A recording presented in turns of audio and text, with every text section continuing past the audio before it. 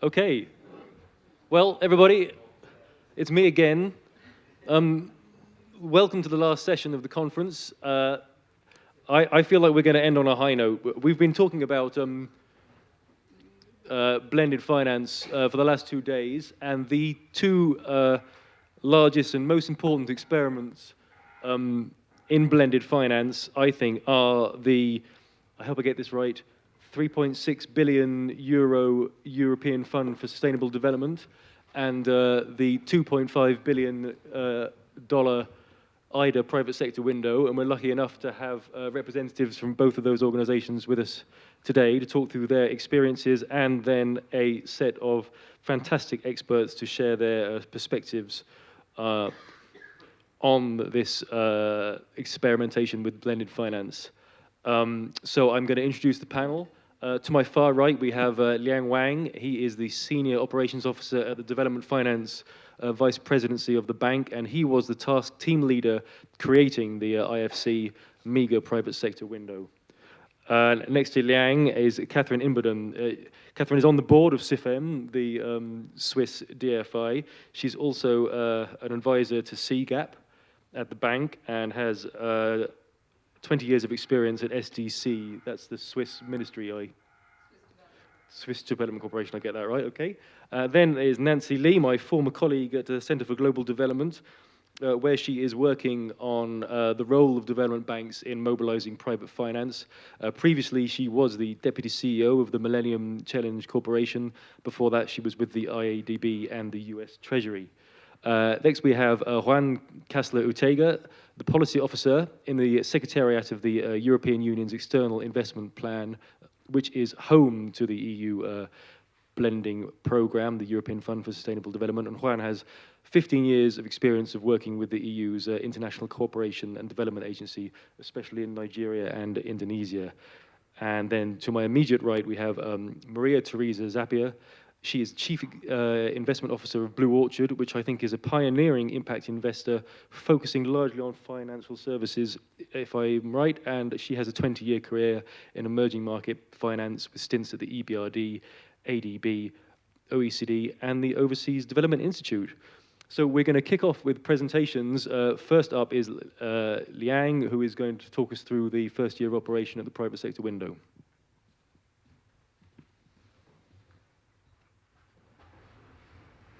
Do I need to click anything? How do I switch slide? Is it here? There you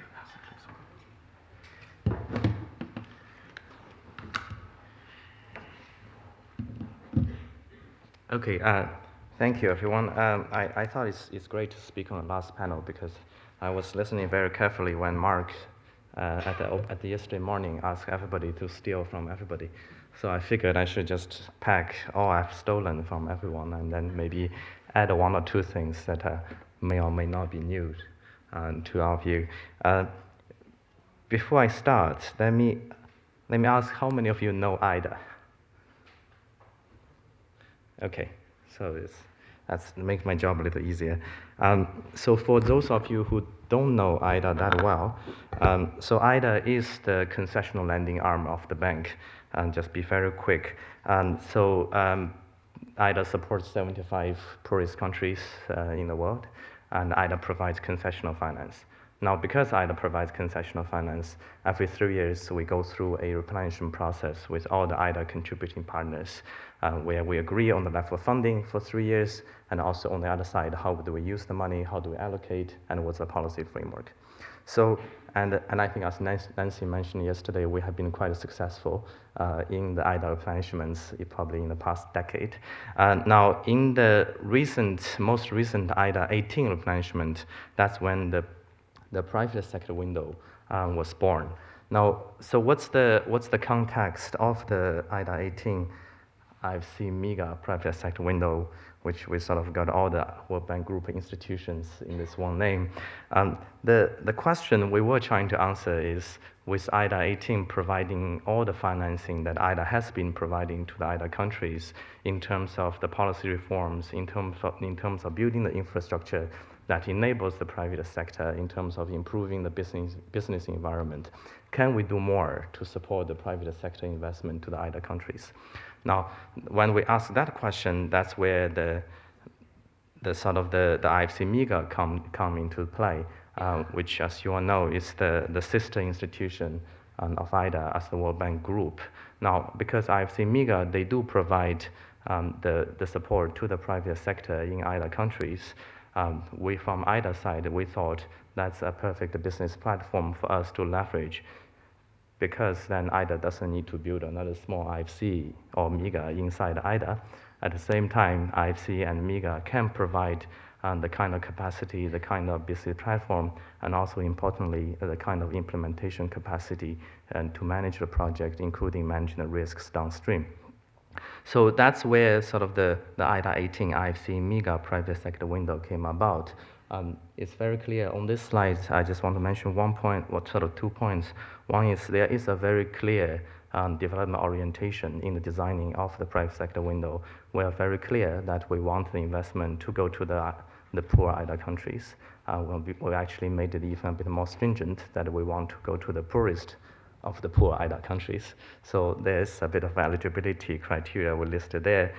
We want the investment to be aligned with the IDA objectives.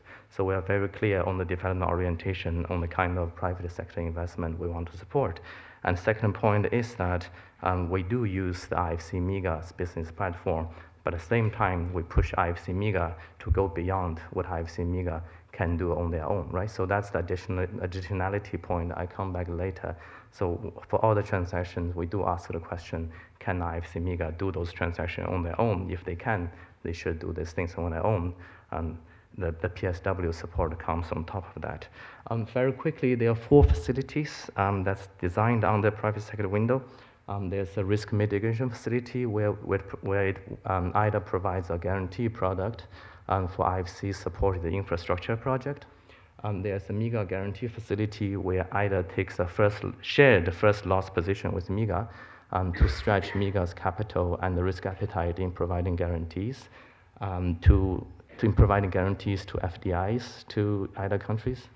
There's the blended finance facility where IDA blends with IFC in debt and equity. And then there's a local currency facility where IDA provides the currency swap either directly with IFC or through a local counterpart so that IFC can provide local currency investment to IDA countries. And that's the local currency people talk about at this conference. I think this is sort of our small experiment to see how this can be done. And this sort of goes beyond what Neil mentioned this morning, beyond what IFC has done by itself in issuing local bonds and provides local currency. So what have we done in the past 15 months since the IDA operation? So just sort of, you see the big aggregate numbers there. So in the past 15 months, we've approved 12 projects, and then we used $185 million from the private sector window, which supported over $600 million from IFC and MIGA's own account investment and guarantees. Now the total project cost of the 12 projects is $1.6 billion. So now you look at the numbers. Well, again, Nancy mentioned yesterday that Charles Kenny from CGD was very interested in how we are doing on the private sector window, and he was critical about how sort of slow the window was being used. So to me, the numbers to look at is actually the bottom 2 numbers is a bit more interesting than the top numbers in that sense, because ultimately it's not about how much subsidy you used in supporting transactions. Ultimately, it's about how much private investments the private sector window was able to mobilize in the IDA countries. In some sense, I would be very happy if the bottom 2 numbers are a lot more to grow faster than the utilization of the private sector window itself. The other point I want to mention is on the sort of right side. So 3 facilities have been used. The risk mitigation facility had not been used. Now, I think this just shows that in the infrastructure sector, it takes longer, and there's a bit more sort of unpredictability in terms of when the project may come into fruition. So this slide gives you a bit of flavor, what kind of project that the private sector window had supported. I thought there were a couple of things maybe I can highlight a little bit. In the SME sector, I think we have done some interesting work. We provided SME financing in other countries, actually through quite different ways. We supported an IFC in doing a private SME equity fund in Kyrgyz Republic for the first time that the country has a private equity fund on SMEs. We've done risk sharing facility in Africa for SME lending. We've also done local currency lending for SMEs in Cambodia. We also have done a couple of housing finance projects, which we've done sort of the mortgage financing on the one side. We also built a bit sort of the housing development and construction projects on the other side. Now, I think this slide sort of links to the theme of the conference a little bit in terms of industrial policy. I think in designing the private sector window, we don't have a built-in sort of intent to support the industrial policy in the countries. But I do think there are two things that are relevant. One is because we use the IFC's and MIGA's origination efforts, it does service in countries what are the sectors that tend to sort of need a little bit more concessionality support in order for those transactions to be viable. I think over time, with more transactions, we can build a bit more database in terms of the type of sectors, the type of countries that as concessionality may be more needed than others. The other point is, I think Neil mentioned this morning, with IFC doing a bit more work with the bank on the policy side, and with the country private sector diagnostics, I think over time, this deal origination effort will be a bit more linked to the analytical work, and I think that would be something we would very much welcome. So finally, my last slide on the sort of kind of issues we care the most about as we review transactions. I go over that very quickly. Additionality. So in reviewing the PSW supported transactions, there's actually sort of the double layer of additionality we sort of look into. One is IFC and MIGA bring their own additionality when they support a particular project. Then the second point is the question we ask, because PSW only support the transactions that IFC and MIGA cannot do on their own. So there's this PSW level additionality that each transaction, when they bring to IDA, we always ask this question. So on that one, I probably should read Paddy's paper more carefully just to help me understand a bit more how we can review projects in the future. So that's the additionality issue. The second one is concessionality or subsidy, as you say. So there are really sort of three sub-issues under it. One is how you calculate it, right? So there's a practical approach, which you take a reference point, you take the final actual point, you deduct it, and that sort of comes to the concessionality, and then you can divide by project cost and all that comes with the intensity. But the methodology is, on the one hand, is practical, on the other hand, you can always challenge it, while whether the reference point is a real price. That's in many of the IDA countries, you probably don't have a very reliable pricing information. So that there's sort of how you calculate it. The second point is how you minimize it, right? So that's one of the DFI blended finance principles. I think a lot of colleagues working on this space will say it's a bit of an art and science, right? So there's a whole topic around there. Then the third question, I think, from our side, as we review projects, there is really a trade-off between concessionality on the one hand and the level of development impact you want to achieve as a blended finance facility, right? So ultimately, you are giving up the subsidy in order to achieve the expected development outcomes that those private sector investment will eventually bring. So I think that's the third issue around concessionality. How do you think of the trade-off? On the governance, so for the private sector window, we actually designed a governance process that allows the IDA representatives to go to IFC and MIGA review meetings in using the blended finance transactions. We do that transaction by transaction. I think for us, the process of the governance is as important as the issues that we discuss, we review when we discuss those transactions. And for the World Bank Group, that also has the sort of the side benefits of bring the bank and IFC MIGA's team are much more closer together at the transaction level. And finally, on the risks, again, here I would say it's, well, you maybe it's a little bit surprising to hear that from either side, we actually don't have a fully articulated risk appetite when we set up the private sector window. We sort of, well, through the IDA deputy discussions, we never said the private sector window needs to make a 5% return at portfolio level, or we need to keep the capital at the portfolio level. So the way we approach it is sort of a bit of a learn by doing approach. Let's get started. Let's see how the process will play out. Now, a part of so there is a risk, sort of financial risk management aspect for IDA, and how do we manage going forward. And I think Nancy has done a very thoughtful piece in terms of how do you see the financial risks of different private sector windows. But for us, there's also another sort of trade-off question there, which is how do you sort of consider the trade-off between how much risk you take on, and again, on the other side, how much different impact you want to achieve by supporting this project, by taking on these financial risks.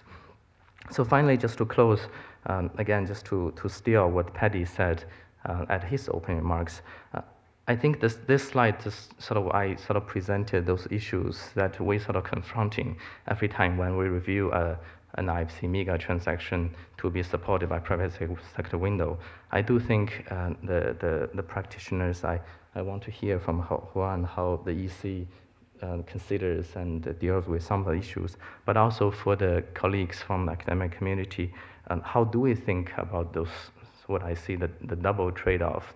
On the one hand, you have a blended finance facility taking on the risks, offering the concessionality, and you want to minimize all these things. On the other hand, you want to achieve the different impact, and you want to maximize the different impact. And what's the framework, what's a sort of practical framework to think about those trade-offs? I think those are the things that you guys could help us on. Thank you very much.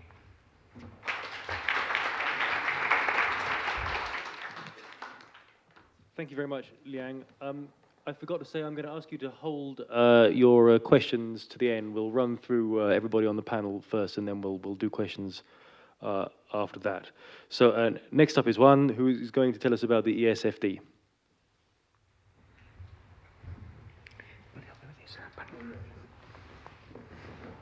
Okay. Oh.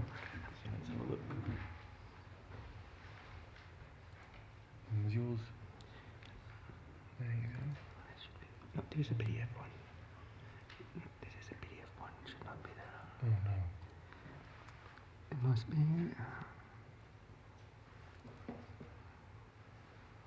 No.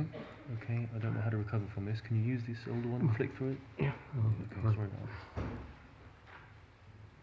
Is that the one you want? Yeah. Yeah. This is it. Okay. How do you go to? This is fine.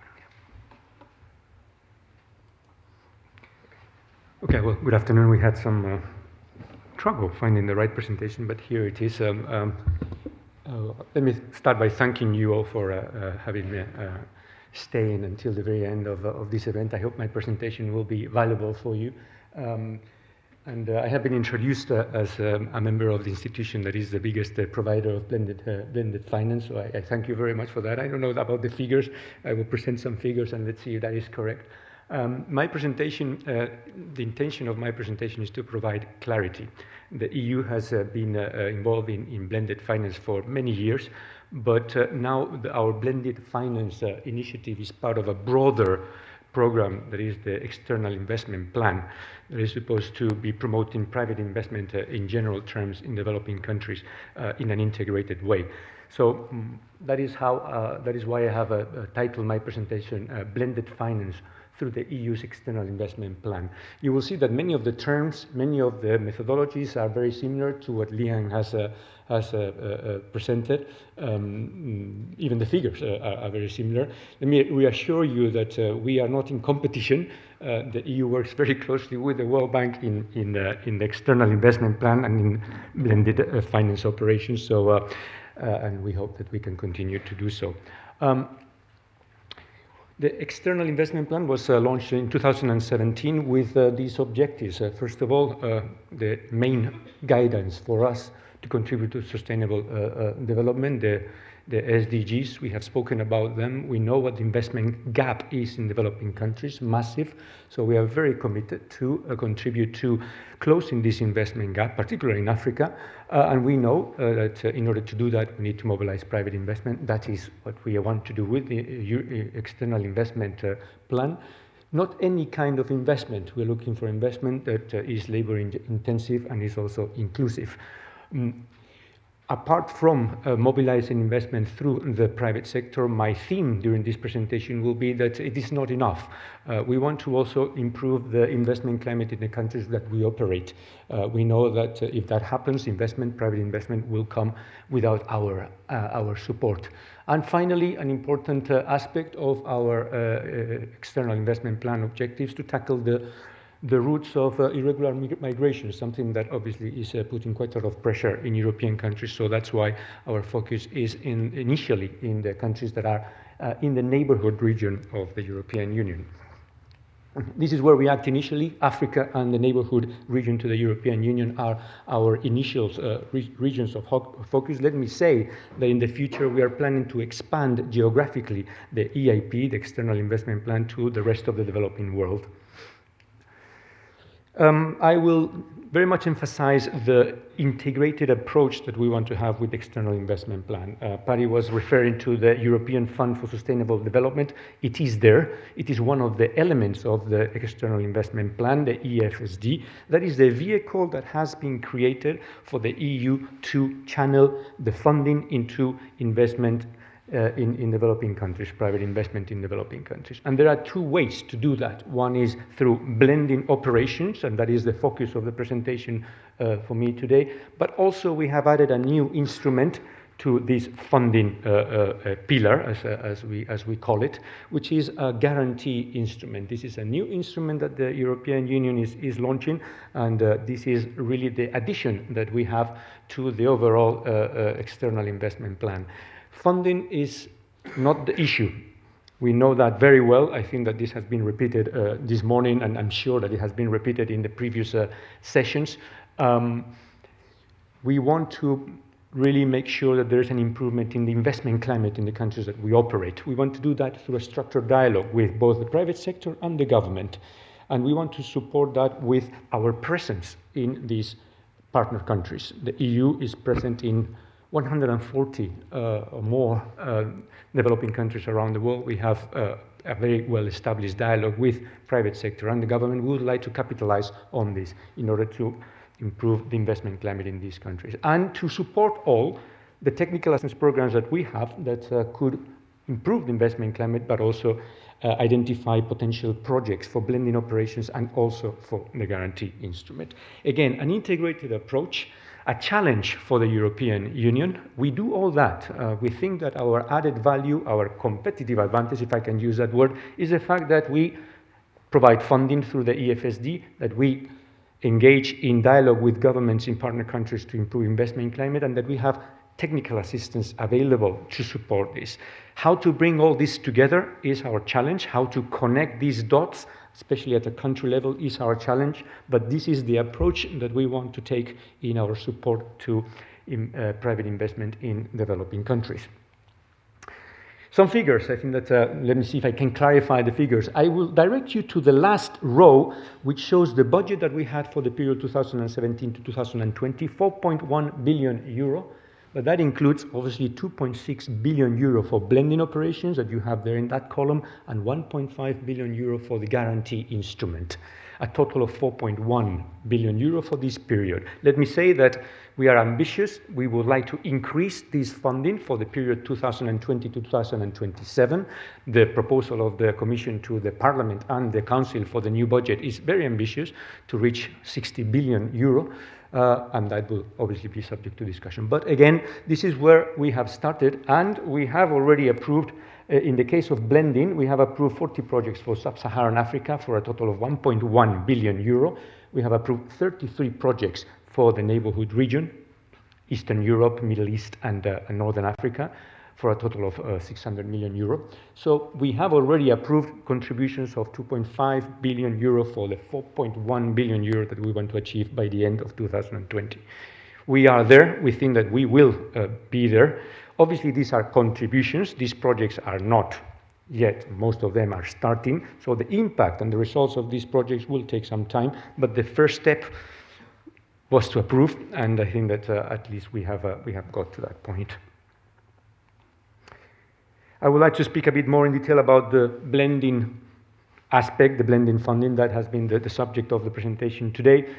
I will not tire you with this slide, just to illustrate what an ideal or a typical blending operation is for the EU, that involves or could involve both private sector and the public sector. So we can involve both public institutions and private sector institutions or companies in a blending operation. Importantly, just have a look to the fourth row. Financial institutions are there. And it's an important feature of our involvement in this activity. Without financial institutions, we do not participate. So we partner with the financial institutions, and these are mostly development banks for the European member states. Our grants that are directed to blending operations are channeled through these financial institutions. No financial institution in a blending operation, no EU grant. And that is the message that I think that I wanted to give with this slide. The type of financial support that we have in investment in blending operations is, I think that most of the development partners work in this kind of support, direct investment grant, technical assistance, interest rates subsidy grant, etc. The most typical ones are direct investment grant and technical assistance. A snapshot of where we are in terms of the blending operations that we approved in 2007. Don't be mistaken, this is at the end of 2007. So, and the objective is just to illustrate what are the sectors that we are covering. In the case of Africa, we have 30 projects by the end of 2007 with around 900 million euro contribution. You see that most of the funds are going to the transport sector. And most of the funds are going to the road transport sector, particularly in West Africa, and that's where we're working. And second is the energy sector.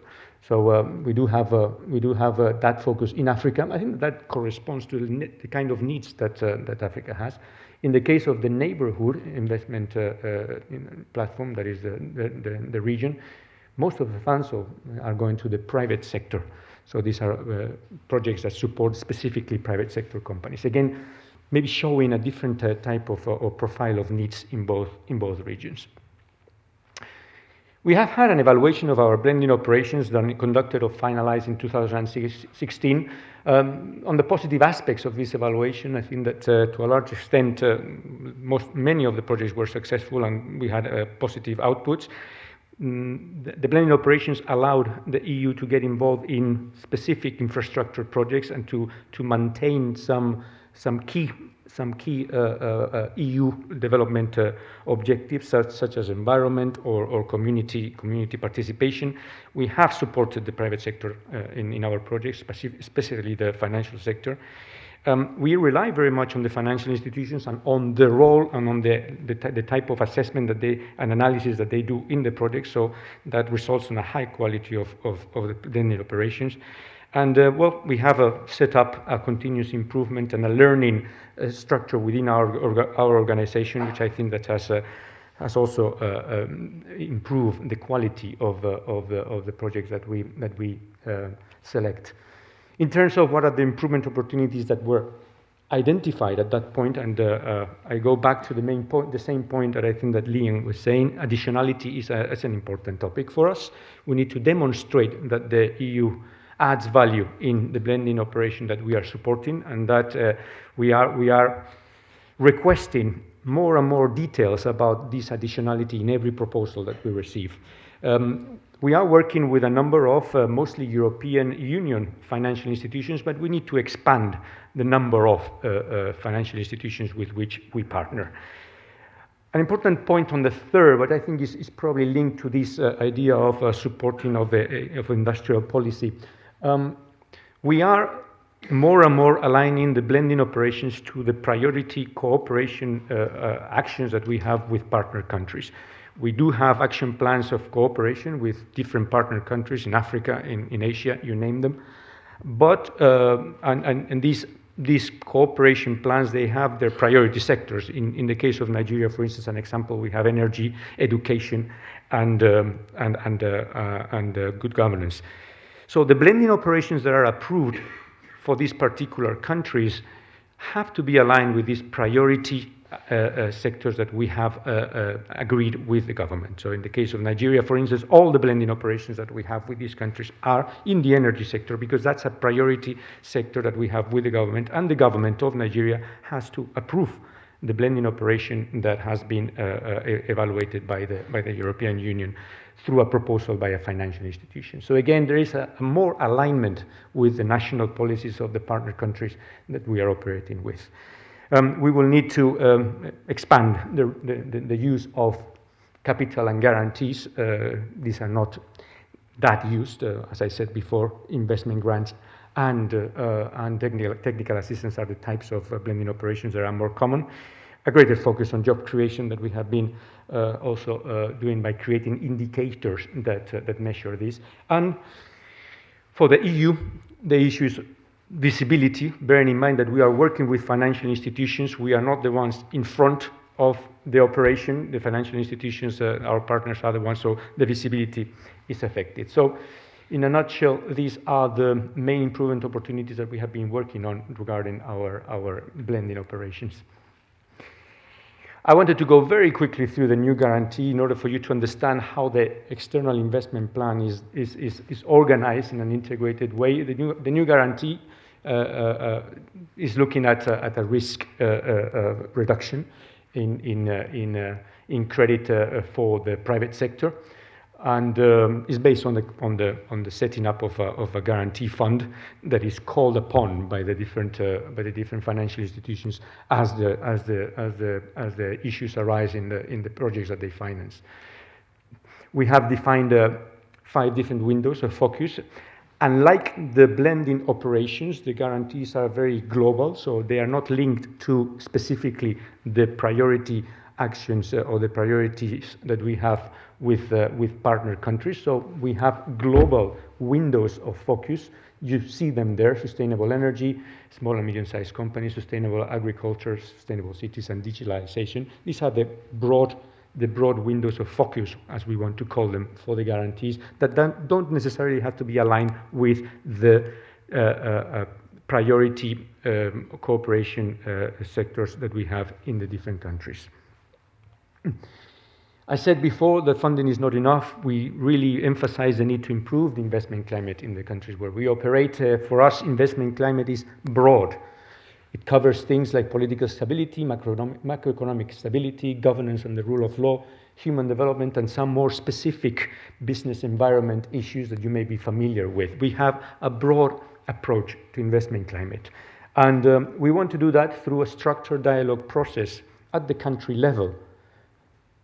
Again, relying on the presence that we have in the countries through our delegations, through country analysis, a structured dialogue with the private sector that now we are really stressing and strengthening, and the policy dialogue and cooperation with our partner countries. So, again, an approach that is a mindset change for the European Union as well, but we rely on what we have on the ground to help us do.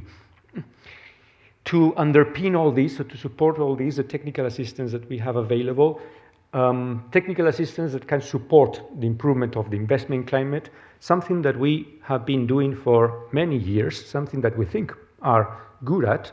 I can tell you that at the moment we have a stock of more than 5 billion euro in technical assistance directed to the improvement of investment climate in Africa.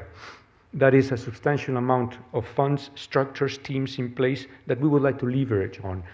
Technical assistance can also be used to improve and identify projects that will be funded through blending operations or through the guarantee. So we do have this stock expertise of technical assistance. We do have the improvement and the structured dialogue processes in place at a country level. Now we have blending operations and the guarantee. We hope that we can bring all this together to make an impact in terms of increase of private investment in the developing countries that we operate. The website is there. I think that I invite you to visit it if you want more information. I am very, very much conscious of the fact that the external investment plan has not been that well disseminated, and we take any opportunity that we have in order to explain what we're doing and what our objectives are. Thank you very much.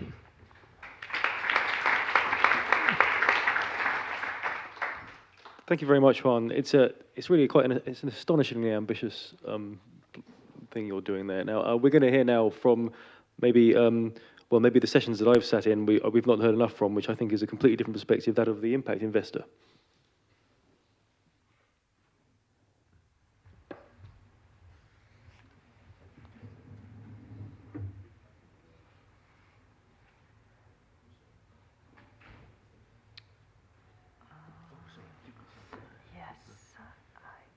Yours up there?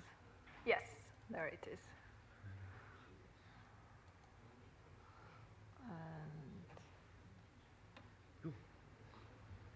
Yes, perfect.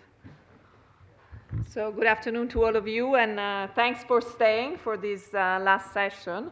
I have to say that I'm very pleased to follow the first two speakers, because I guess I'm a bit squeezed in between all these billions that I've heard from the EU, from the World Bank. And so the big question out there is, how can the private sector use this money? And BlueOrchard is an asset manager, and I'll try to show what we have done. Certainly with these billions, I think we can do much more to leverage these important funding in blended finance. But I'll try to say what we have done in the 20 years of track record of the company. So as you can see here, there is a number, is kind of a palette of different funds, and you will see a lot of icons of colleagues here in the panel, also of other DFIs. So one of the objectives of BlueOrchard as an impact asset manager has been really try to combine resources from development financial institutions, from bilaterals, from governments, and blend them with private sector funding. And in particular, we've really started this business, if you want, in 2004 with the first securitization in microfinance, where different tranches were financed by different type of investors. So we had the traditional mainstream investors, as well as development financial institutions and bilateral governments. And then we realized that, and I'm happy to hear that this is probably going to be a successful business model going forward, that there was a lot of public money out there. And always with the objective of leveraging this, we have, as you can see, developed mandates, not only in financial inclusion, education, wider insurance. For example, the last one on which we're working, and actually we have colleagues from regions of climate action as well in the room, is effectively using the EFSD funds that Juan has been talking about. So really trying to package, bilateral development financial institution funding with private sector. And we've done this successfully. I think some of the funds that you see here have both funding and technical assistance. So again, blending is not only within the fund, but it's also between fund investments and really capacity building, or even better, developing project pipeline for the funds. So we have done this in a number of funds, and as you can see, why we call these blended finance is because there is the actors, so that if you want, the aspect of the investors being public and private of different types, but also the aspect of, the SDGs and the impact and the financing instruments. I don't have a slide here, but we talked about first loss, we talked about risk sharing, guarantee. So again, a huge amount of investing instruments that we could effectively use for blended finance. And where does BlueOrchard come into all this? So we have actually written a paper in October, because we wanted to take stock of what has been our experience in the past 15 years in managing and structuring and effectively implemented blended finance funds. But more importantly, we really ask ourselves, the public sector in blended finance is always very prominent, of course, because they are somehow seeding these initiatives, they are the initiators, but how can we give voice to the private sector? And where, the final objective is really that if we give voice to the private sector, and if potentially we hear a bit more about what are the needs of a pension fund or an insurance company when they look at blended finance fund, we could then mobilize more private capital. As we said many times, the SDGs have huge financing gaps. We're talking about the trillions. I'm not going to repeat the numbers, but unless mainstream investors, so not only impact investors, but mainstream investors, that could be, our own pension funds, our own insurance companies, maybe, some family offices, some endowments, unless these actors participate in this sector, we will never get there. And so, being a bit, I guess, kind of critical, we said, let's give the voice to the private sector. So we did a survey. And we tried to reach out to as many as possible investors that either have already invested in blended finance structures or, they would be interested potentially. And try to gather the data of, the most important things that private sector is seeking when investing in blended finance. To give you an idea, we had a pool of investors where 46% were pension funds. Then we had banks and private banks for approximately 25%. Then we had family offices and endowments. So a large part of the, let's say, respondents of the survey were still institutional investors. So things that we ask is, for example, fixed income and private equity. What is their preference? And here you can see that there was a strong preference towards fixed income instruments. Now, to be frank, BlueOrchard has done a lot of fixed income funds, so naturally this is also a bias. We now entered into private equity in the past 3 years. I'm sure if we were to do this survey a few years down the road, maybe it would be much more kind of a fair play between private equity and debt. And also we try to understand what is the investment horizon of these investors.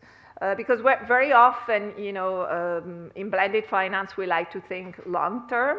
It takes a lot of time to apply to the EFSD, so you better, get the money for long term. But still, at the same time, you go out with a product, you want pension funds to invest it, and suddenly you realize that they don't have a 20-year horizon, so, you have to be realistic.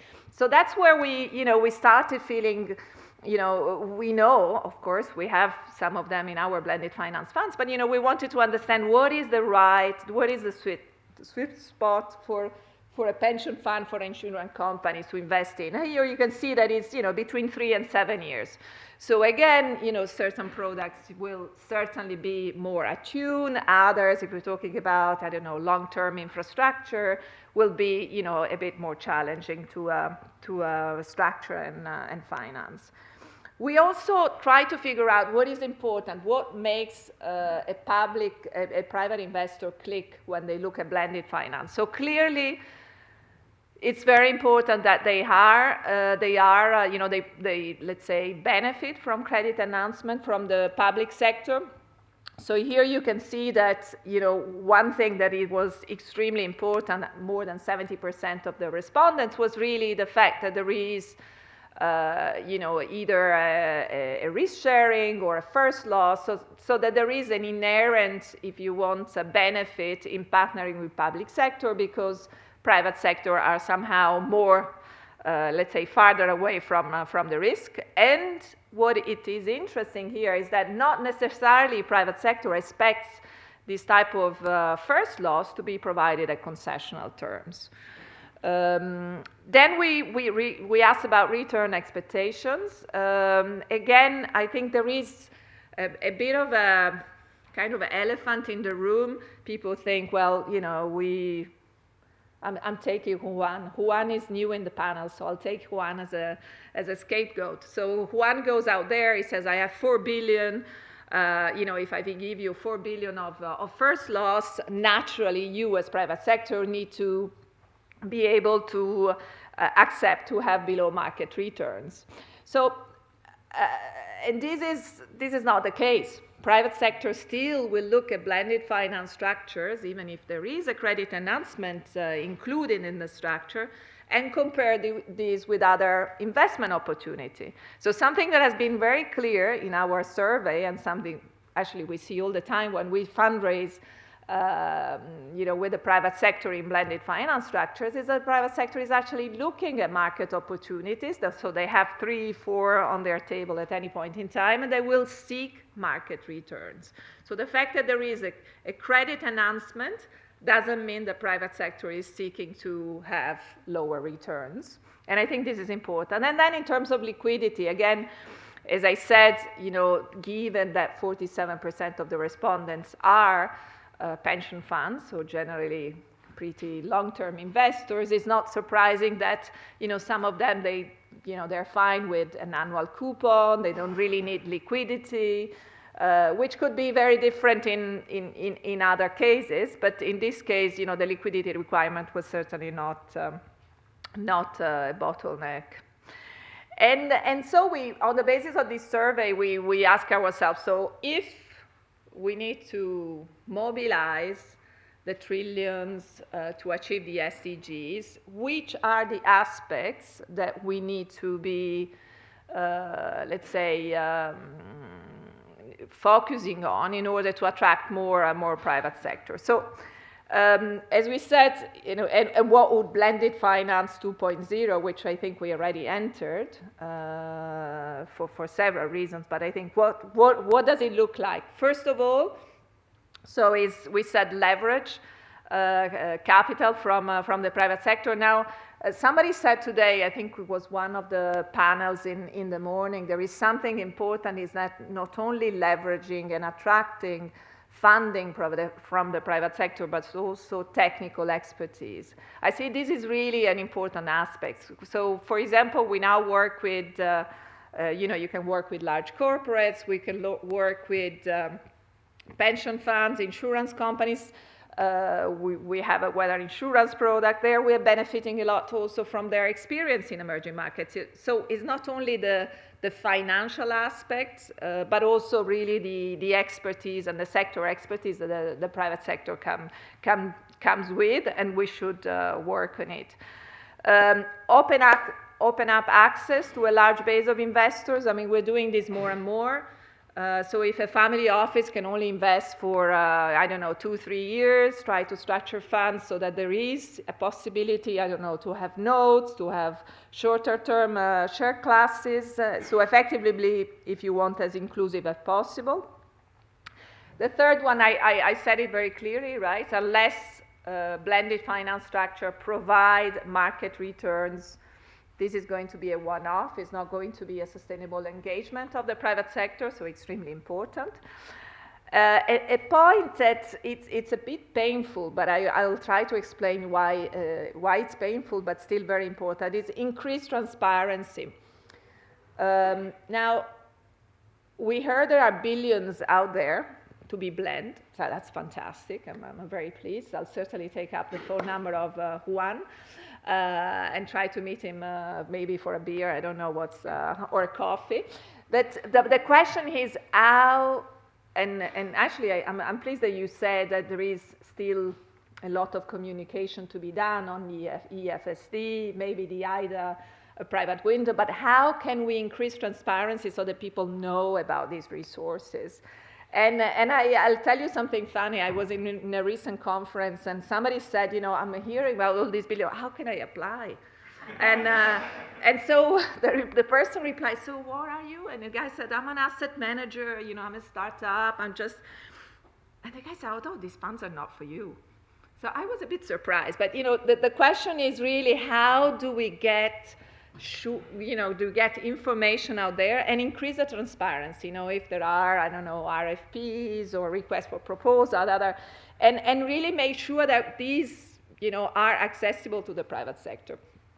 Another point is simplify the structures. And I think this is also a lessons learned, to be frank, also for BlueOrchard. You know, we started with the CDOs, and we started with the 3-tranche funds. Now we're doing 2 tranches, very clear. You know, everybody understands the waterfall of the fund. So really try to make sure that these are private sector friendly structure. We talked about it today. Actually, in the previous session, there was all about standardizing impact measurements. So if we say that blended finance is public-private partnership for the SDGs, we need to be sure that the entire measurement is clear. And another point is, we always think about pension funds from the north. Well, more and more there are pension funds from, I don't want to say the south, but from emerging markets. So again, this is crucial that we take into consideration as well their effectively needs, their requirements, their regulatory aspects, because today, I think we can crowd in a lot of local investors, commercial investors from private market.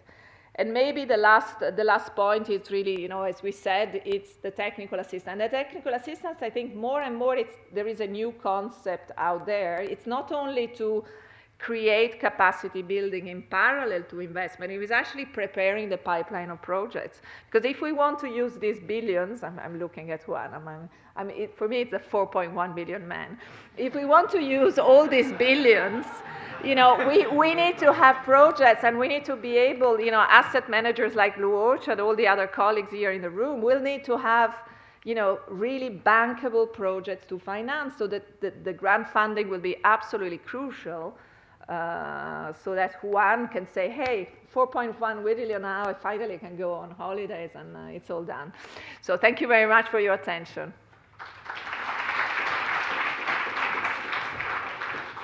Thank you very much, Maria. I confess to having my mind slightly boggled by the fact that your respondents want the same returns, even though the public sector has taken off the risk. I think that's kind of not how it's supposed to work, and throws into doubt some of the theory behind blended finance.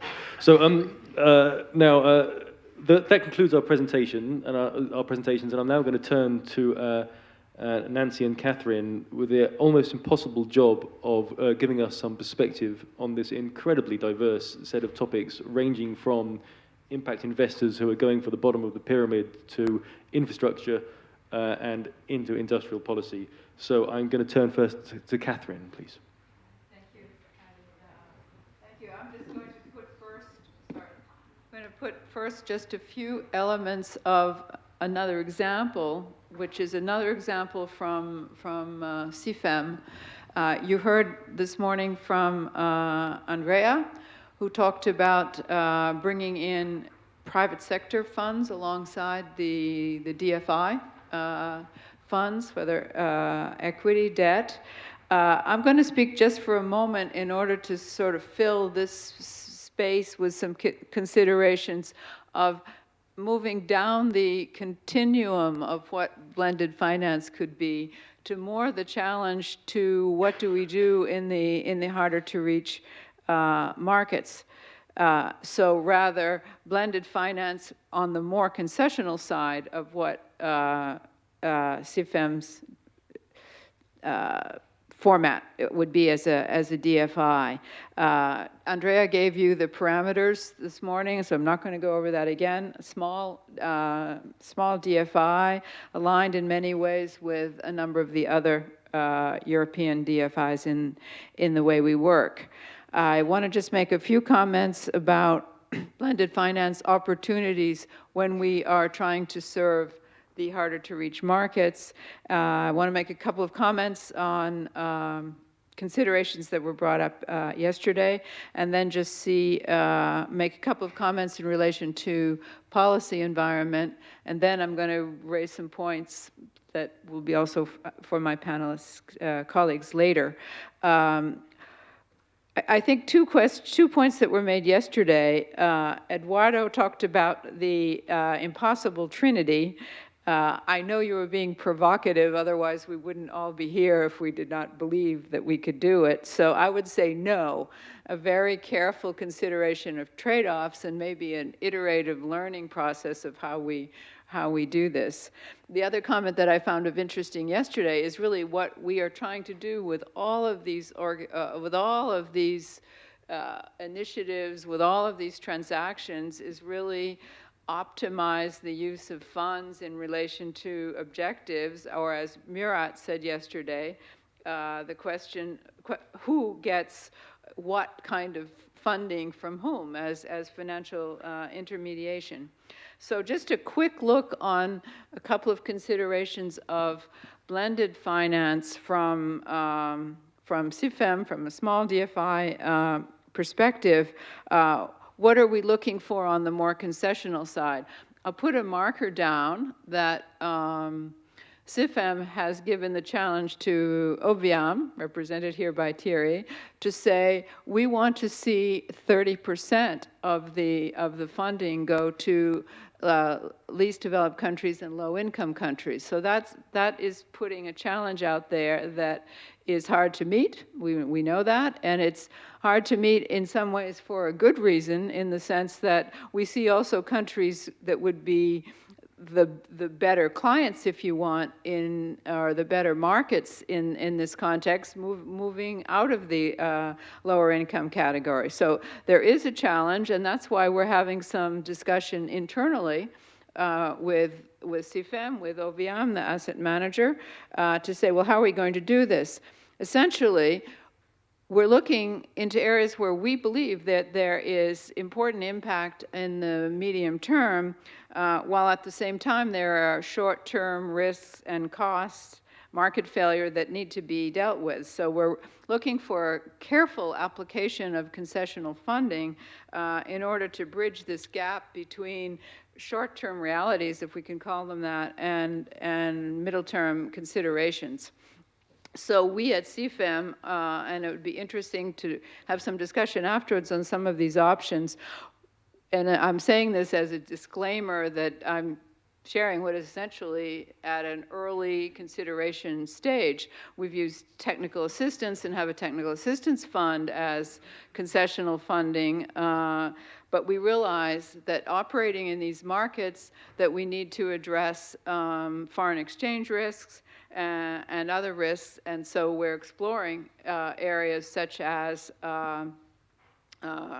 hedging mechanism and looking even further down the road to believe that it is also extremely useful to have these off-balance sheets vehicles that some of the other European DFIs have also, as a way to address the needs of specific markets.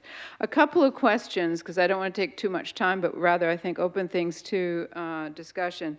A couple of questions on the whole industrial policy or policy.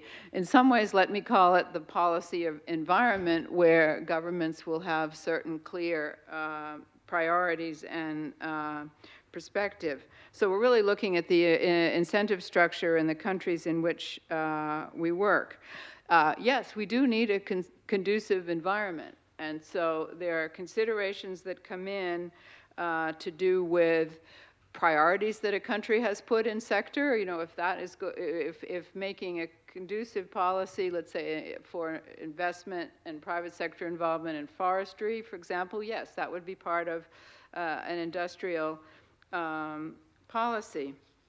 I found it interesting in the conversations that we had yesterday when we talked about policy. Excuse me, I do admit I'm looking quickly from my notes, where we had both from Colin and from Alan to say, you know, on the one hand, I think was a dark act, it was called, Colin, of saying this is really hard to do. Well, it's even harder to do from the perspective of a small development finance institution. But at the same time, we need to take into, not only do we need to take into account the policy environment overall and have a match with what we want to do in terms of operations, but we also need to be able to be somewhat specific on whether we have the environment to do the type of transaction that we're interested in doing.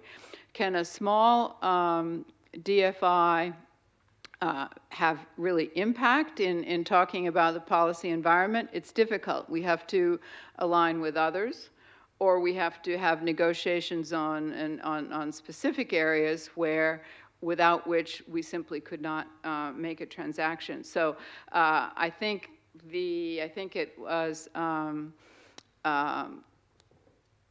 Colin who talked about having a match between the transaction, the operation side, and policy, and you needed that all together.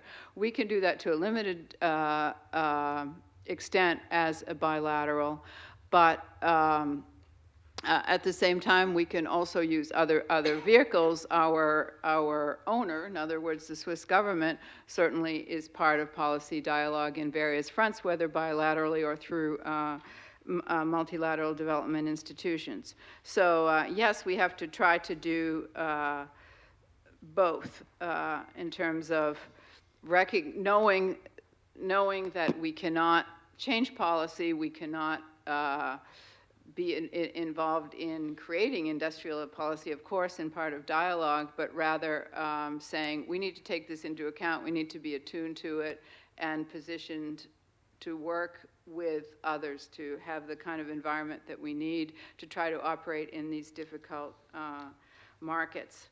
I think I'll stop there. I have a couple of questions coming that I'll just save for later. Thank you. Thank you very much, Kathryn. Nancy, can you jump straight in? Yeah? Well, as the last speaker... No, they do it up in the room. Okay. As the last speaker in the last session of a Friday afternoon, I hope you will forgive me if I don't go on at great length. What I thought I would do is just offer for your consideration two propositions, which I think pick up on a lot of the content of the discussion over the last 2 days, as well as a fair amount of the content of this particular panel. The first relates to how to think about the capital allocation aspect of blended finance and industrial policy as distinct from the macro policy and the micro policy and institutional reform issues. And the second addresses the question that Masood raised at the end of a panel yesterday, which is, are the financial models of the multilateral DFIs suited to the role and the scale we want them to play in mobilizing private finance for development? So let me just focus on those two questions. So on capital allocation, we tend to think of that as choosing which sectors to finance as part of an industrial strategy, or choosing what kinds of infrastructure to build. So I would suggest that it's also, or maybe preferable, to think about where are the capital market gaps?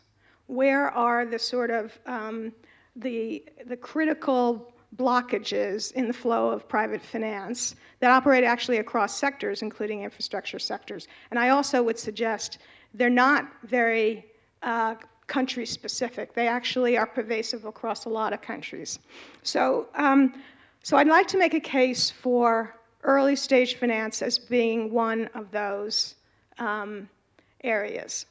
And when I talk about early stage finance here, I'm talking about early stage finance for firms, early stage finance for infrastructure, which has been discussed a lot at this gathering, and early stage local capital market development, sort of non-sovereign issuances, exchange management, hedging, and other kinds of local capital market.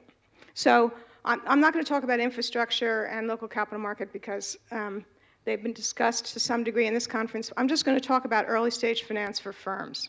So, and I want to make the case that if you're thinking about industrial policy, almost every country really, really ought to focus on early stage finance. For the United States, some research from the Kauffman Foundation suggests that it's actually less important the size of the firm in terms of job creation. What's really important is the age of the firm. And young firms for the US, according to the Kauffman Foundation, have really generated all of the net job creation in recent years, which suggests that you've got to find a way to get finance to young firms. And I'm not really talking about startups, literally the grant-like finance you need to use for startups. I'm actually talking about firms that have moved to the stage where they can use some equity or quasi-equity. So you know, and young firms tend to either grow rapidly or they exit. They are the firms that you want to focus on if you're looking at efficient capital allocation. So if you're thinking about, essentially we're talking about angel investment or really more venture capital, again, the US example shows that venture capital has been used for 43% of the publicly traded companies, the new publicly traded companies in the United States. That is, the successful companies that have actually moved to public trading status. So 43% of those companies have been VC-backed. Even more importantly, they represent 57% of the total market capitalization for this cohort of new firms. And even more importantly than that, they represent 82% of the R&D expenditure of the firms themselves, as opposed to public expenditure. So they play a disproportionate role in innovation, not just technological innovation, but business model innovation. And you'd kind of expect that, since VC models often emphasize innovation in terms of motivating VC investments. So I guess what I'm suggesting for this first proposition is that if you want to create jobs, if you want to foster innovation, if you want to build markets, as Neil Gregory was suggesting earlier, you focus on early stage finance and creating the pipeline then for the commercial sector to take up both debt and equity. It's a pretty good proposition to focus on early stage finance. Okay, so now let's move to the multilateral DFIs, where this is also relevant. So I would suggest that the situation for these DFIs is that their financial model is a commercial bank financial model. They basically are funding themselves through the spread between their capital costs, which are pretty low because they're publicly funded, and their returns. And what we've done is we've kind of grafted impact investor expectations on a commercial bank financing model. So I think there are very good reasons that under that situation, it's very hard to shift instruments from a big focus on lending to a big focus on equity and guarantees. And also, it's hard to shift from a focus on returns for your own account, which are in fact funding the organization, versus mobilization for somebody else's investment. And what we actually observe when we look at the current statistics with respect to the performance of these institutions is salient. And now I'm going to quote from a recent report of the DFIs themselves, the DFI working group, which combines their data, which issued a report in October. So for all concessional projects, blended finance projects with a concessional component in 2017, equity was used as an instrument in only 2% of those operations. Senior debt was used in 48% of the operations. Again, not surprising, very consistent with the financial model. Risk-sharing tools and guarantees was used in 20%. So, and I think there is some momentum behind using more guarantees, as people have been discussing. The blended finance project volume, this is combined for all of these multilateral DFIs, is 9% of their total project volume of about $100 billion. The share for low-income countries of concessional blended finance is 5%. So where you'd want, if you're using concessional finance, you'd really want that to be focused in low-income countries. It's just a very small share. And then, as we've heard, mobilization ratios for these blended finance transactions are quite low. They're estimated both by this report and the Blended Finance Task Force as 1 to 1.5. So for every $1 of public money committed, $1.50 is mobilized. So the status quo of what's actually happening in these institutions really is disconnected from what we want them to do. But what I would like to argue is that the issue is not some flaw in the management or the staff of these institutions. Maybe it's a little bit sort of capacity to do equity, and maybe it's internal incentives. But I think it's more fundamental. It is actually the staff and management of these institutions are doing a very good job of performing under their financial model. So my second proposition is, again, this is consistent with what we've been discussing. There needs to be another financial structure which is available to the MDB system as a whole. It's starting to be available in Europe, or it is available in Europe in large scale, as we've heard. But we need some other solution than either, as the MDBs now do, is to go to individual donor countries and get small amounts of concessional finance from Sweden or Canada. Or the other solution, as Liang described, is you take part of the IDA replenishment and you set it aside for IDA blended finance transaction. That's fine, because it clearly over time will increase that 5% number. But we have to accept the fact that there is a significant opportunity cost, because IDA money is the principal source of money for public investments by low-income countries, which is what, as was discussed before, is going to be clearly very important for infrastructure investments. So what I'm suggesting is that there needs to be an off-balance sheet structure. The other opportunity is to go to the European budget or Juan and get money for the whole MDB system, but I think they're already fully committed for the European system. So this entity would be off-balance sheet. It would be, its financial goal would not be market returns, very different from the multilateral DFIs.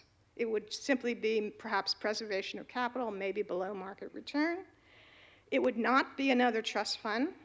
It would not be temporary. It would be a permanent capital structure with its own governance structure composed of its shareholders. And it would have some, I think it should have some project origination capacity. It would be a chance to combine public and private capital. So government capital, but also the capital of very risk-tolerant investors, maybe philanthropic investors, foundations. And as in a discussion with earlier today, there's also the possibility of having some institutional investment to support the pipeline development that might later benefit them as they seek later stage investment opportunities. It would target early stage finance, as I've just tried to advocate, as well as what people call the top of the capital market stack, which is the riskiest project tranches, which are high risk, but they're also high return. And it would utilize instruments that are sort of at either end of the risk returns spectrum. It would use sort of reimbursable grant, and maybe some discounted interest rates, interest rate discounts for impact on the one hand, and on the other end of the spectrum, it would have these high risk, high return equity, early stage equity, junior equity instruments which really are kind of what are hard for the existing development banks to do, which tend to operate in the middle of the risk-return spectrum, which do senior debt, maybe mezzanine debt, and are hard-pressed to move toward either end of that spectrum. So this is really meant as an instrument to help them do things that they wouldn't, that it's very hard for them to do. It would have a global mandate in order to diversify risk. And there would be only one of them ideally, and it would be shared across the MDBs, so that would both encourage the MDBs to cooperate in order to get access to this facility, as well as hopefully sort of bring the best projects to the top, because the MDBs would make proposals for projects to this entity, and the best would be selected in terms of development impact. So that is kind of a concrete proposal. Mark urged us to come up with ideas that we can steal from each other. Please feel free to steal this idea if it's of interest to you. But what I basically am arguing is something like that is necessary in order to resolve this disconnect between the actual reality of operations and the aspirations we have for these institutions. Thanks.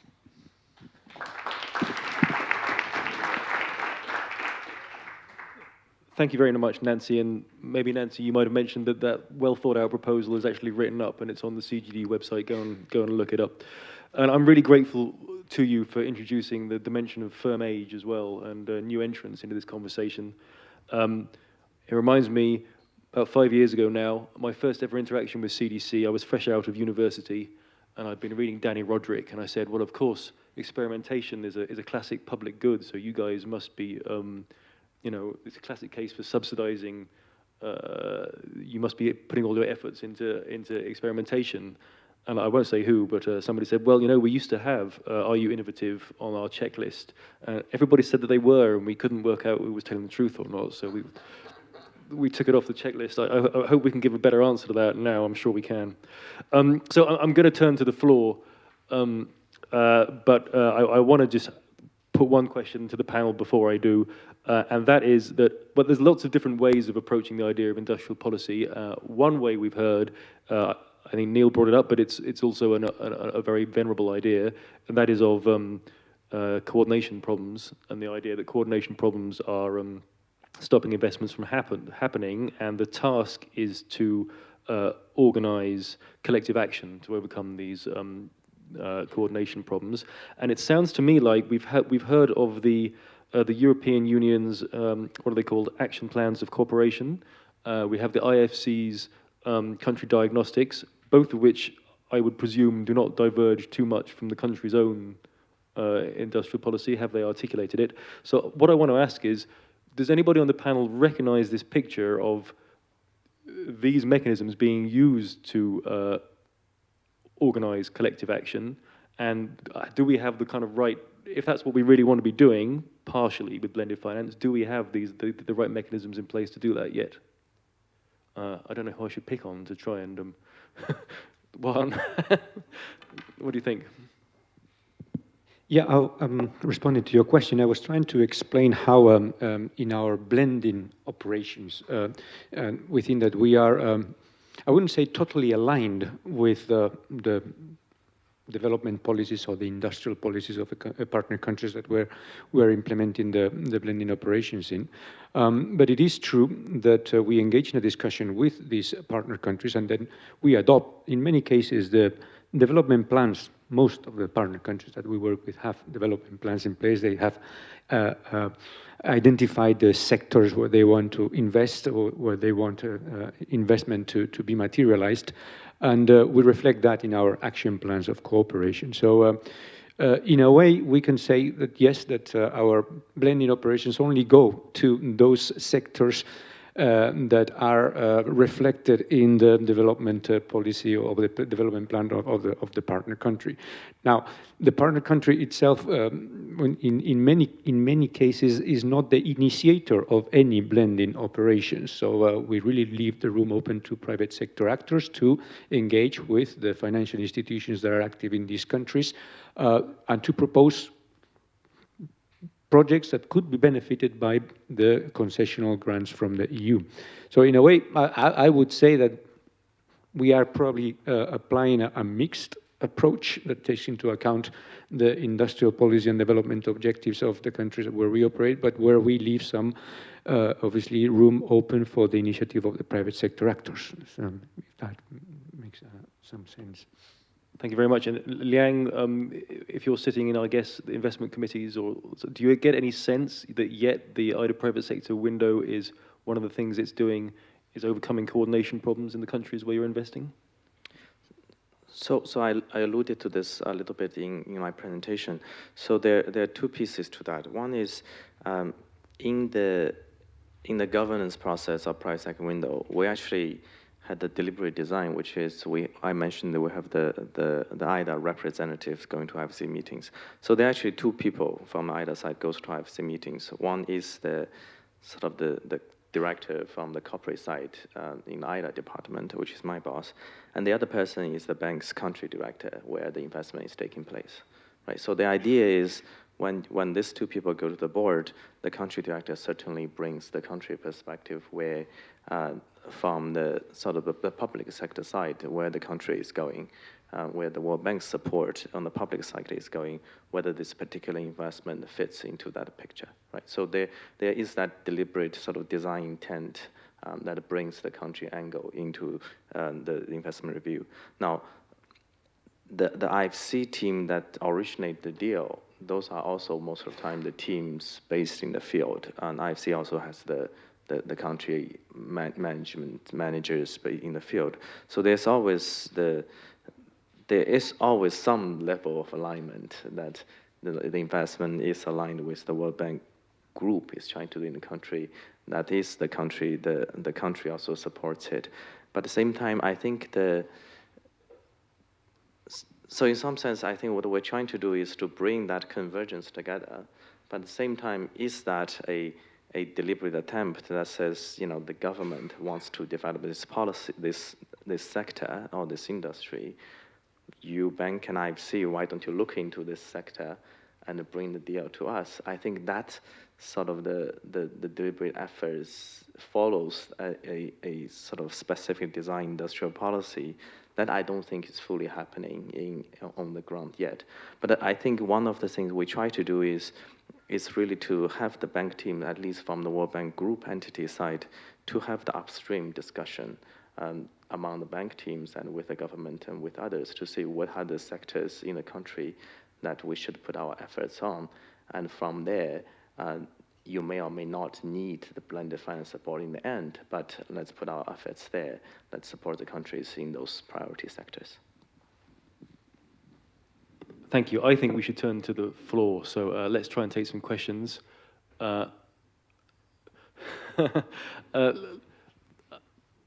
Let's start with Stephanie and Nancy. They're in the middle rank here. Could you? Yeah.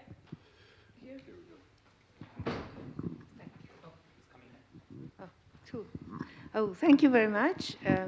I'm very proud to see our former student, Teresa Zappia from IDS. They're doing so well. But I do want to challenge her precisely along the lines that Paddy raised. I mean, it's fine to ask from the private sector perspective to get nice guarantees against risks and market rates. But I don't see what the point is, because surely, one or the other. So if there is more risk guarantees, or guarantees against first losses or whatever, surely that means a bit less than market rates, or the other way around. If you get market rates, then you take the risk. That's what capitalism is about.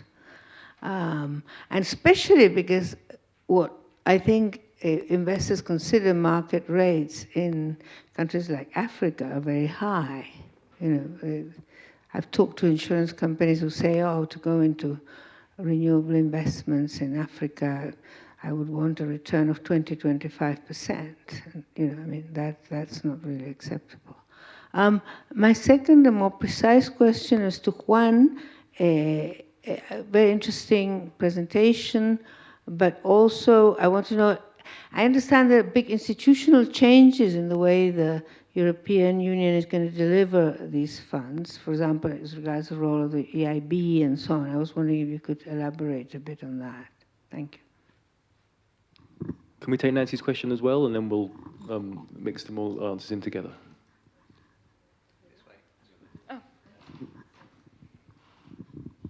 It's a little unfair because it's a question for Nancy Lee, so it's very CGD. But, CGD has always, I think, been great on new ideas, new products, and the special purpose vehicle is a new product. And so the question is, I have two questions, actually. One is for everybody else here to think about the question I'm raising with Nancy. But for Nancy, how much capital, where would it come from, what is needed to get this, it seems terrific idea, from paper to actuality, and to what extent would your point that lower returns, that there would be investments where a lower return would be expected. I mean, the MDBs, if the capital's coming mostly from the MDBs, maybe it's coming from the Gates Foundation, how would its future sustainability be assessed ex ante, or does that not matter? Is it just a matter of getting something started? So if anybody here wants to volunteer, like Juan, where maybe some capital would come from, or the Chinese, or would the IFC, Liang, take a little bit and put it into this new special purpose vehicle? Okay. Actually, let's add one more question before we turn to the panel, because Alan, you have your hand up right next to the mic. So actually, I had two questions for Nancy, and Nancy Birdsall just asked the first one. So I'm glad that she raised the question of the sustainability of the SPV and also where the capital might come from, given how difficult it is for MDBs these days to get capital increases from their shareholders. The second question I wanted to ask you, Nancy, is around the first proposition you had about early stage financing for younger firms, and the research that you referenced in the US. And really the question is, how transferable do you think those insights are to the countries, say, where we tend to operate? And the reason I'm curious about that is because I think in many of the countries where we operate, and I guess young firms mean small firms, because you don't usually start new firms at very large scale, is that they're operating on an unlevel playing field, and sometimes going from small to medium to large is the real challenge, given the investment climates and governance issues that firms face, whether that's corporate rating or just non-competitive markets or corruption.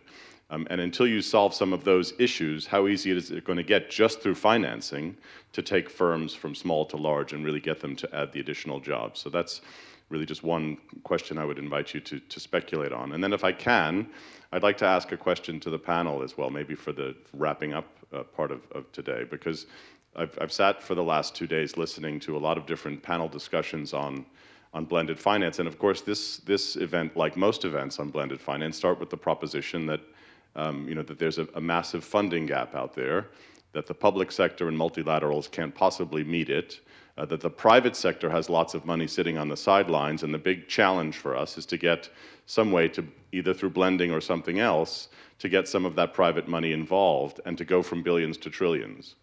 And I don't know if I come away from this conference with a great deal of confidence that we can get to the trillions. And I'm just wondering if the panel feels any more confident than I do that we can really reach that ambitious goal. Are we going to just go from billions to a few more billions?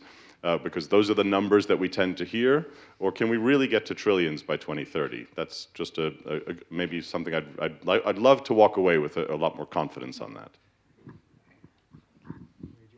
Yeah.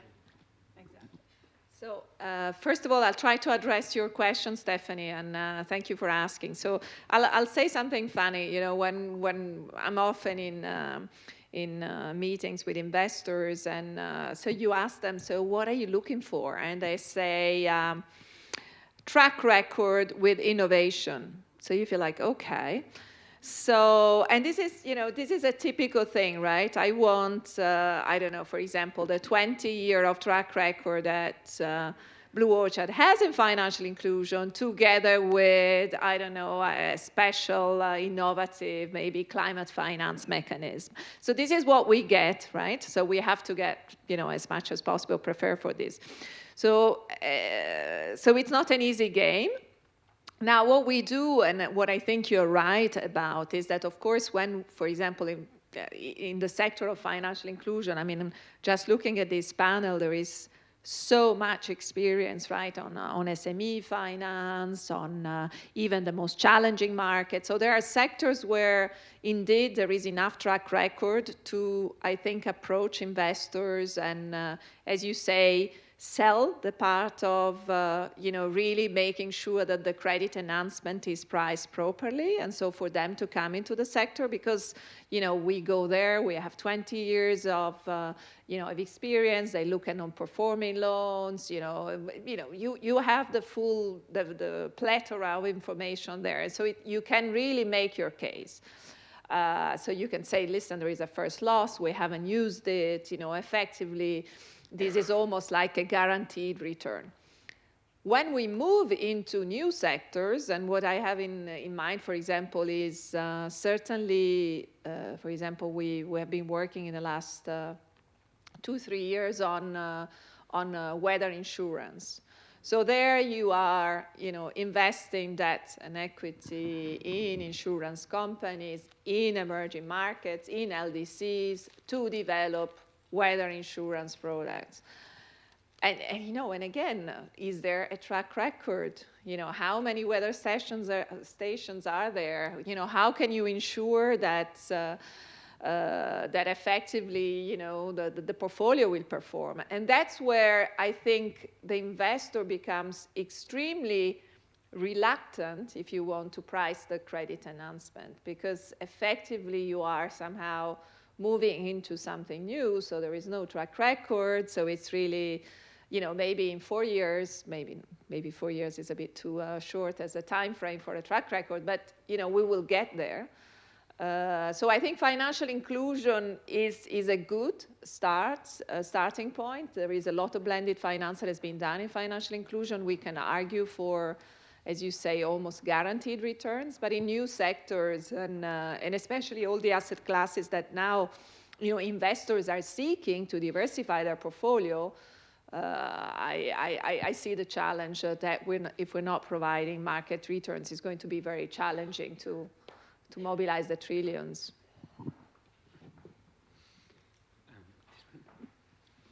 Yeah, I think that there was a question here about the possible institutional changes that we see within the EU structure. Indeed, I think that I do not know if you have read the latest communication from the European Commission to the Parliament and the Council about the proposed financial infrastructure for support of external actions. But obviously, the issue is on the table, and that communication that is very clear, and I recommend anybody to go through it, because it explains what the plans of the European Commission are regarding the role of the EIB and the role of the different development banks and the European Commission in financing blending operations and the guarantees. The possibility or the idea of the European Investment Bank to take a more active role in the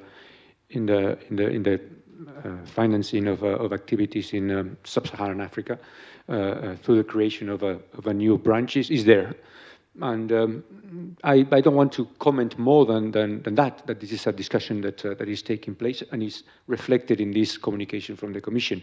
In this communication from the European Commission, the proposal is to create a new instrument that covers all the funding, all the funding for all the different developing regions where we operate, not only including Africa, but Africa, Middle East, Asia, and Latin America, so to create a global cooperation instrument, and to expand the funding for the external investment plan, and also the external mandate of the EIB and the macroeconomic support of ECFIN. So these are proposals that are on the table. I can give you my personal view. I think that obviously the strength of the European Commission, as I said before, is our presence in sub-Saharan Africa in particular, our knowledge of the conditions of the ground, and our capacity to understand what are the issues that need to be corrected in terms of improvement of investment climate to attract investment. So I think that that role or that capacity, I think that is valuable, and the approach that we have taken in the last 2 years with the European External Investment Plan shows that a flexible approach based on partnerships with the existing development banks that we have in the European Union, that there are many, they know what they're doing. So that approach has worked. By and large, has worked. So I think that it is one of the probably few instances where the European Commission has been able to do things in a flexible and quick way, but that approach works. So again, and these are all reflections. My view would be that could be an approach that could be considered and continued in the future, and to be able to get the expertise and the presence of the ground that the Commission has in sub-Saharan Africa. I'm so glad you asked that question, Nancy. So the questions are basically how big, how do you make this thing sustainable? How do you make the case to potential donors? And then I want to go back to the question about the investment climate environment for these sorts of firms. So for sort of your high growth firms. So on the size, it seems to me that we can take a leaf from the European book. You heard that the guarantee fund is $1.5 billion. To me, this has to be big enough to handle if it's an asset for the whole system, for the whole multilateral development bank system, it has to be big enough to be meaningful in terms of operating globally and operating for multiple institutions. So I would argue it should start sort of maybe at the 2 billion level to be meaningful. Now you could argue on the other hand that in practical terms, it's often easier to raise money for things when they've actually developed a track record. And so, you know, I think it's important to be flexible, but I think you'd want to start at a level to make a kind of system-wide entity meaningful. Now, how would you make the case to donors? So the way I think about it is that you can think about, so there's a lot of discussion about optimizing the balance sheets of the development banks, essentially creating more room to do more of what they already do, which is perfectly fine. You have to make the case for this, is that it gives them the opportunity to do things they really can't do at this stage. So the way I would make the case is to take some of the money that donors currently provide in terms of grants, pure grants, and shift that to an entity which would preserve their capital, not give them market returns, but preserve their capital and be catalytic. So there's lots of discussion about all these trust funds at these various institutions, which have sort of varying degrees of effectiveness and disbursement rates. I think going to donors and saying, instead of kind of creating more grant trust funds, why don't we try to consolidate some of this to create something that it can be multiplied. So these are not individual donor trust funds that don't have the sort of multilateral multiplier benefit, and make it into something that has some mobilization goals and also preserves principles.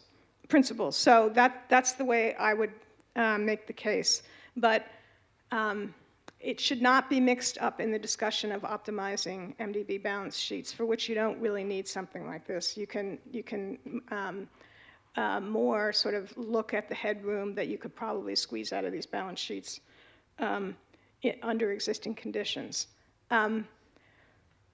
I would also make it, instead of sort of doing individual capital increases for all these institutions, you could probably argue that this would help the institutions collectively be more effective in using their existing capital, and may diminish somewhat the need for successive capital increases in all of the institutions. That gets you into some delicate territory, but it's an argument that might be advanced. I think your question on the investment climate is very well, and by the way, as Nancy suggested, I'd love to hear other people's thoughts about how this might be done, and that this is not a completely quixotic idea. I think the question is really well taken, because I think there's a lot of enthusiasm in a lot of developing countries for the startup environment, and everybody's creating kind of startup plans and incubators and accelerators and kind of innovation labs. But there isn't a lot of focus on the firms that reach the next stage and really need some access to finance to grow. So I'm not talking about informal sector firms, I'm talking about formal sector firms with a lot of growth potential. So, so again, I would argue that a focus on that area of investment climate policy is well directed, well targeted, because first of all, it's job creation and growth effects, but also because of the innovation effects. If you're investing in firms that are inherently focused on innovation and spend their own money on innovation, you're creating positive spillover to the rest of the economy. So, but you want to invest in the firms where there's already evidence that the innovation is somewhat successful, as opposed to just startups where you're in a situation where you don't know whether the innovation is going to succeed or not. And there's some evidence that if you just look at the startup record of economies, you aren't necessarily, startup, sort of the number of startups doesn't necessarily predict economic competitiveness or growth. It's more what happens to the firms at a somewhat later stage, whether they're these gazelles or unicorns or whatever they're being created are actually being generated. And then one more thing I would say is it's not just the environment, the business climate environment for these firms, but the environment for venture capital. So when I was at the Multilateral Investment Fund and we were doing venture capital in Latin America, our biggest problems were we couldn't find Latin American fund managers that had experience in a track record. There were no angel networks, so you didn't have this kind of progression from seed capital to angel to venture. You just kept on having these gaps in the chain of finance. Often the minority shareholder regimes were not particularly strong, so the whole venture investing proposition was threatened by that. And the last thing I would say is that the venture capital model in Latin America is very different than the Silicon Valley model. It was, and I don't know if you found this in Europe, it wasn't sort of one success and 10 failures, one huge explosive success and 10 failures. It was more kind of 3 successes and 6 failures. And the successes, the growth rate of the firms would not necessarily be as high, but you would have fewer failures. That's kind of the way the successful funds operated. So you can't just sort of mechanically transfer a Silicon Valley investment model to other parts of the emerging world. So time has flown. So I'm going to ask Kathryn and Liang perhaps for some closing remarks, if you have some. You don't. And for Alan, we want your subjective probability that the SDGs will be achieved, and a confidence interval, please. Thank you, Paddy. I'm most intrigued by, I think Nancy has sort of stolen the show in some ways with a very interesting proposal. I turn back around the question of new firms, not necessarily startups, but as you've just said, dynamic firms. I mean, it's what we try to do by investing in funds which then invest in such firms, but obviously the scale is small in terms of our overall operation.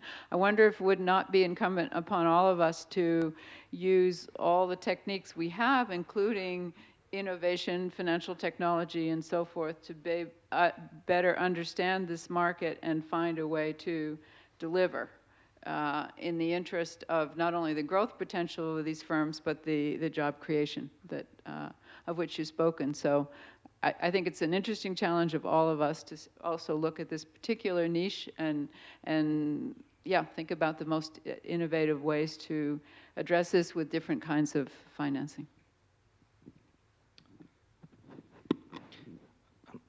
I think once Nancy's SPV is set up, I think we'll have the trillions of dollars there.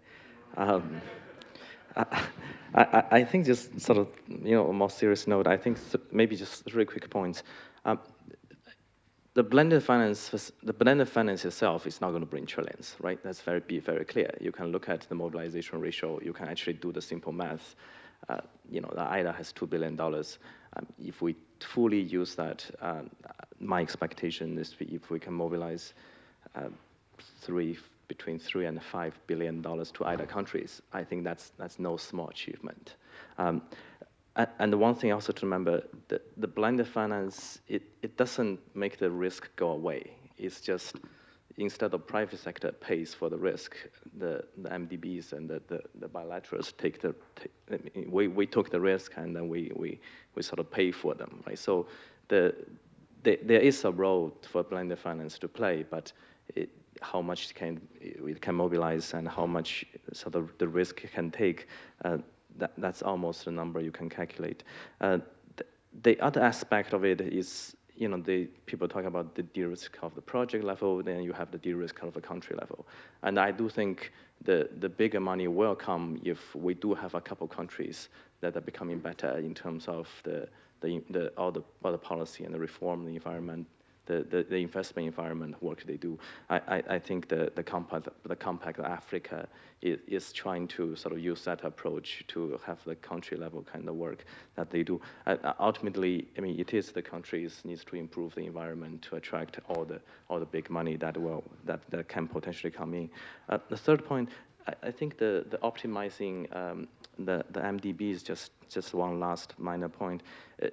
Sort of people sort of just say that, and then I actually do think there is actually serious numbers behind the optimizing the balance sheet. I think the FDB example, you can see how much the extra headroom it created for FDB.